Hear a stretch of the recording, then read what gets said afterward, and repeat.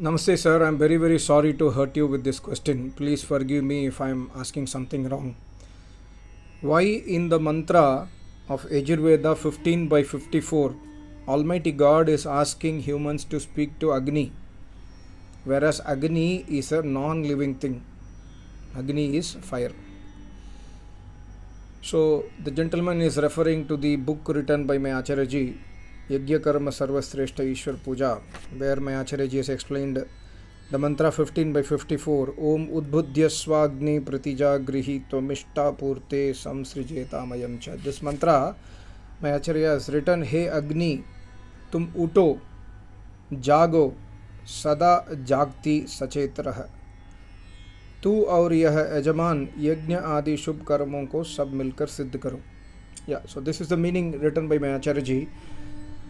See, this is to put in perspective, this is भाषा का शैली होता है. There is a style to give a knowledge. Vedas has got different styles to give knowledge. And in this mantra, we are speaking to Agni, but there is a inner spiritual meaning to this mantra. But anyway, your point is very right. You have not asked anything wrong. You have asked a very genuine question, because in this mantra, Hey Agni tum uto jago, this is what is there. Udbudhya swagni pratijagrihi. So we are speaking to fire only, and Paramatma is giving that knowledge in the mantra. There is a spiritual side to it which I will explain to you. But even at the face value, when we are doing Agnihotra, we are requesting fire, tum uto tum jago, please grow up and burn all the samidas and give us sukh. We are praying. See, we speaking to Jad is not new. If you carefully would have observed in your life also, if you have carefully observed, you would have spoken to Jad hundreds of times. Almost daily basis you speak to yourself. You speak to your mind, right? You think yourself you speak to your mind. Many times we discuss our issues with our mind, right? Mind is Jad Tattva. So we indirectly, without knowing also, we speak to Jad Tattva.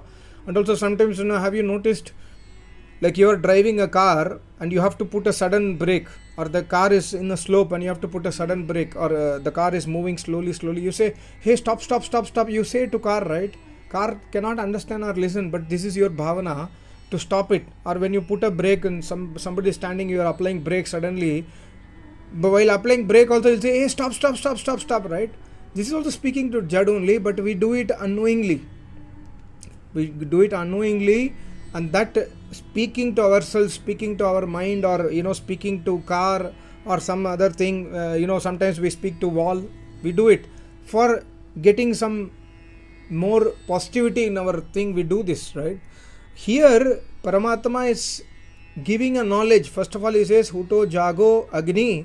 That knowledge is given to whom? The knowledge is given to us. The knowledge is given to the Yajaman who is doing Agnihotra, that you must light the fire in such a way that the fire has to grow. That means you must not put, like when somebody is lighting the fire, don't put heavy sticks in start. So when the fire is being lit in the Havan Kund, try to put small lakadi, small chips of wood by which the fire can grow. So this is an indirect knowledge Paramatma is giving us in this mantra. We should understand the mantra. The intent of the mantra we must understand. We must not directly question like why he is doing. But even if we directly question that why we are speaking to Jad Tattva, we always do in our life. We always speak to ourselves. We always speak to our mind. Today morning also I was doing calculation. Right? When I was doing calculation in my mind, I am talking to myself. ये ऐसा हो गया तो मैं ऐसा करो. We do talking to ourselves, means our mind. Mind is Jad Tattva. We do not know, but we do it. But the inner meaning of this mantra is further very, very deep. Maharishi Dayananda Saraswati says, Hey Agni. Agni, it's not Agni in this mantra, it is Agni. Agni means Stri or Purush. Achhe Vidya se Maharishi says, Achhi Vidya se prakashit Stri or Purush. Agni. So the Paramatma is giving the knowledge in this mantra for both husband and wife. Husband and wife in the Grahastha Ashrama should sit on the Havan Kund to do Yajna. This is the knowledge, the real spiritual meaning of this mantra. In a literal sense, we say to Agni, to understand that Agni must be burnt. But why Agni has to be burnt? What is the benefit of Agni burning? With Agni only, actually, to be honest, even today also light is there. With the Agni only, everything is happening. In our life, the fan is, I have a fan here, I have a light here, we have electricity, AC is there. Every activity of our life, Agni is involved. So indirectly we are deriving directly benefit from a burning Agni, or indirectly through another form of Agni we are deriving benefit. So Agni is very, very important aspect in our life. So there is nothing wrong in this, in saying like this, to understand that we must grow the Agni in the Havan Kund for our own benefit. When the Agni grows, what happens? When the Agni grows in the Havan Kund, Jo Asmin Havya Juhotana, we do Juhot, we do Samarpan of all the Havya Padarth. We do Samarpan of Paustik Padarth. We do Samarpan of herbs, medicinal qualities, herbs which has medicinal qualities. And we do Mishtan Ahutis. Sweet smelling matters are put in the Homakund. And when you sit around the Homakund, near the Homakund, or like yesterday I was walking in my apartment on the other side. My daughter was doing Homa here in the balcony. I was able to understand, I got the smell of that mist smell. I got that very beautiful, divine smell. Like, you will feel that. I understood, my daughter is doing Agnihotra. It was like 5:30 in the evening. So, then I came, after 10 minutes I came home, and then I went to balcony to check she was doing Homa. So, this is the Agni, this is all due to the quality of Agni, and we must put home these kind of Padarth, Paustik Padarth, healthy matters, and then medicinal quality matters in the Agni, so that everyone in the society, everyone in our area, like I was walking somewhere else, I could feel the smell. So Agni has got very great importance in the Sanatan Dharma, and speaking to Agni is also an indication to us that we also knowingly we also speak to some Jadu Padarth. Does not mean that they will understand. We speak to them for us to understand ourselves. So here also we are speaking to Agni to understand how to form the Agni, how to keep stability in the Havan Kund by putting Samhita at proper time. Like I have made several videos in the past 3-4 months on everyday Agnihotra, right? Have you seen any time the Agni going out of flame? You would have seen 1 or 2 instances. So in that case, what happens? I have to place the Samhita properly. The wind is flowing. There is a heavy wind. Sometimes the fire is coming down. So I must be intelligent enough to manage the Agni also, because the mantra says Uto Jago. Sada, my Acharya has written, Sada Jagti Sachetraho. Sada Jagti means Sada until we do Purnahuti, the fire has to be burnt properly. It has to be burning properly. Then only it will give benefit. So this kind of knowledge is given in this mantra. So there is nothing wrong in your question. I think you need not, it is not hurting me at all. It's a very, very good question, so that I could make this clarification to you, to the people. The next question is Tulasi Puja. Why we must not water Tulasi on Sundays?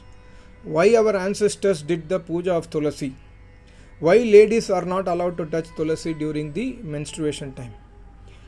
Tulasi Puja, our ancestors never did Tulasi Puja. These are all man-made, pujas. Puja means doing respect, giving Adarman Samman. And we must do respect to Paramatma by worshipping Paramatma. We must give respect to elders. We must give respect to all the living beings.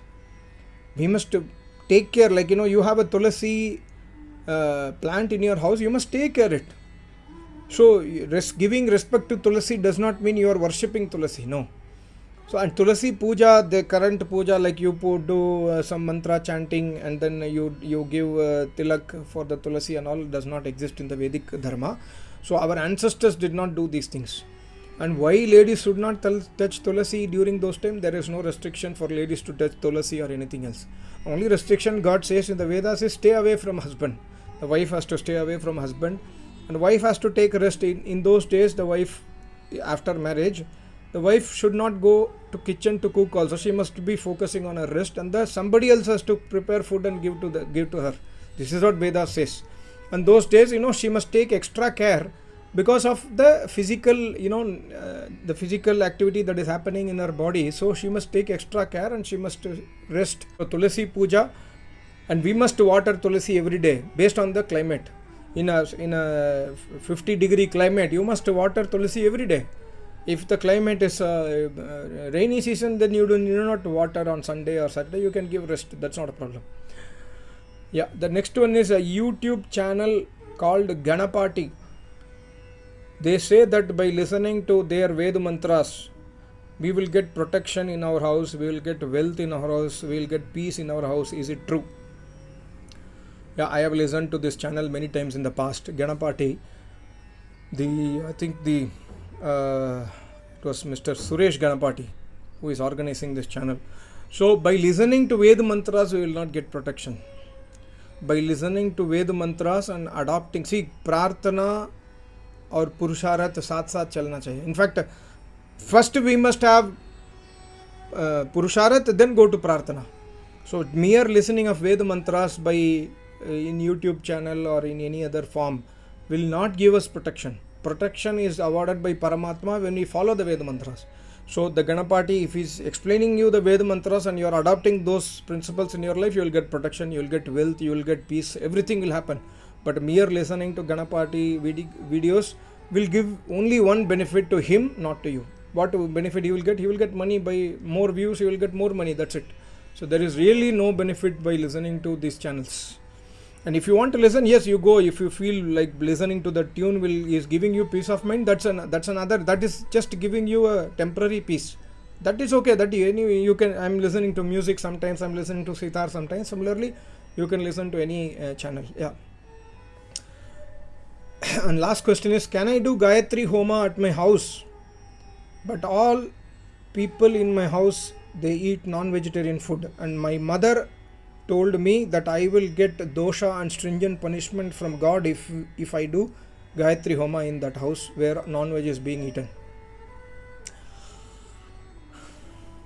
See, the punishment and dosha actually is given to those people who are eating non-veg food. When somebody is doing Homa, like I am living in my house, for example, and everybody is eating non-veg, but I am not eating non-veg, I want to follow my Vedic way, I am doing Homa. Will God punish me or punish them? Of course, God will protect me because I am worshipping God. I am following the instructions of Paramatma that we should not eat non-veg. If other people are eating non-veg, it is their problem. They will get.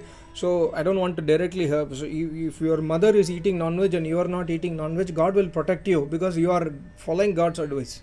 So you must tell to your mom that even I do Homa or not, the dosha and punishment is going to happen to you, ma, not to me. And if this is a situation in a house, everybody is a non-veg, but you are a Vedic follower, can I do Homa at ours? Yes, you must do, you can do. No problem. I made one video, my Acharya explained his experience. When my Acharya was in Jammu, in one house, he was giving pravachan. My Acharya told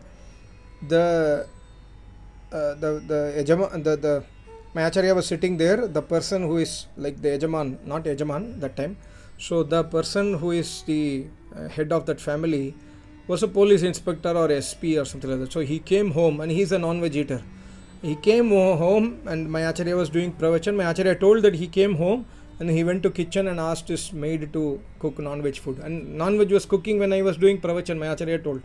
And and then he never believed in Vedas and me at that point of time. So he came and listened to my pravachan for 30 minutes or whatever it is, the timing. After my pravachan is over, his mind completely changed and then he threw away all the non-veg food, my Acharya told. And after that incident, he became Shishya of my Acharya and he was one of the best Shishya of my Acharya used to tell. So, yeah, in the house, can you, if the non-veg is being cooked, can I do Homa? Yes, you can do Homa.